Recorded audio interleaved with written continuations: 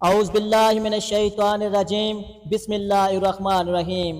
سامعین السلام علیکم ورحمۃ اللہ۔ 99 قتل کرنے والے کی بھی توبہ قبول ہو گئی۔ حضرت ابو سعید خدری رضی اللہ عنہ فرماتے ہیں کہ جناب رسول اللہ صلی اللہ علیہ وآلہ وسلم نے ارشاد فرمایا، تم میں سے پہلے لوگوں میں ایک شخص تھا جس نے 99 قتل کیے تھے، پھر اس نے روئے زمین کے سب سے بڑے عالم کے متعلق پوچھا تو اس کو ایک راہب کا بتایا گیا، تو وہ اس کے پاس آیا اور کہا کہ اس نے 99 انسانوں کا قتل کیا ہے، کیا اس کی توبہ قبول ہو سکتی ہے؟ اس نے کہا بالکل نہیں، تو اس نے راہب کو بھی قتل کر دیا اور 100 کی گنتی پوری کر دی۔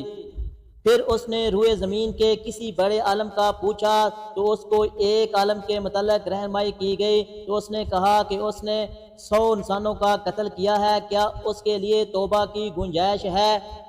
تو اس نے کہا ہاں، اس کے اور اس کی توبہ کے درمیان کوئی رکاوٹ بن سکتا ہے؟ تو اس طرح کی زمین پر جاؤ، وہاں پر کچھ لوگ ہیں جو اللہ کی عبادت کرتے ہیں، تم بھی ان کے ساتھ اللہ کی عبادت شروع کر دو، پھر وہ اپنی زمین کی طرف لوٹ کر نہ آنا، کیونکہ یہ برائی کی جگہ ہے۔ چنانچہ وہ چل پڑا، حتیٰ کہ جب وہ راستے کے درمیان میں پہنچا تو اس پر موت آ گئی۔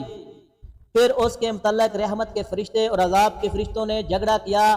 رحمت کے فرشتے کہنے لگے، یہ توبہ کر کے سچے دل کے ساتھ اللہ تعالیٰ کی طرف متوجہ ہو کر آیا تھا۔ عذاب کے فرشتے کہنے لگے کہ اس نے کبھی بھی نیک عمل نہیں کیا تھا۔ پھر ان سب فرشتوں کے پاس ایک فرشتہ آدمی کی شکل میں آیا، تو انہوں نے اس کو اپنے درمیان فیصلے کے لیے مقرر کر دیا۔ تو اس نے کہا، کیا تم دونوں اطراف کی زمین کو ناپو، ان میں سے جس کی طرف یہ قریب ہو تو یہ اس کا مستحق ہے۔ چنانچہ انہوں نے اس کو ناپا تو اس کو اسی زمین کے زیادہ قریب پایا جس کی طرف ارادہ کر کے جا رہا تھا۔ چنانچہ اس کی رحمت کے فرشتے نے جان قبض کی۔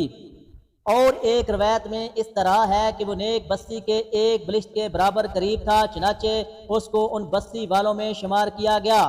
اور ایک روایت میں اس طرح ہے کہ اللہ تعالیٰ جل جلالہ نے اس بستی کو حکم دیا کہ تو دور ہو جا، اور اس بستی کو حکم دیا تو قریب ہو جا۔ پھر فرمایا ان دونوں بستیوں کے درمیان فاصلوں کو ناپ کے دیکھو، چنانچہ یہ شخص اس نیک بستی کے ایک بلشت کی مقدار سے زیادہ قریب تھا، تو اس کی بھی مغفرت کر دی گئی۔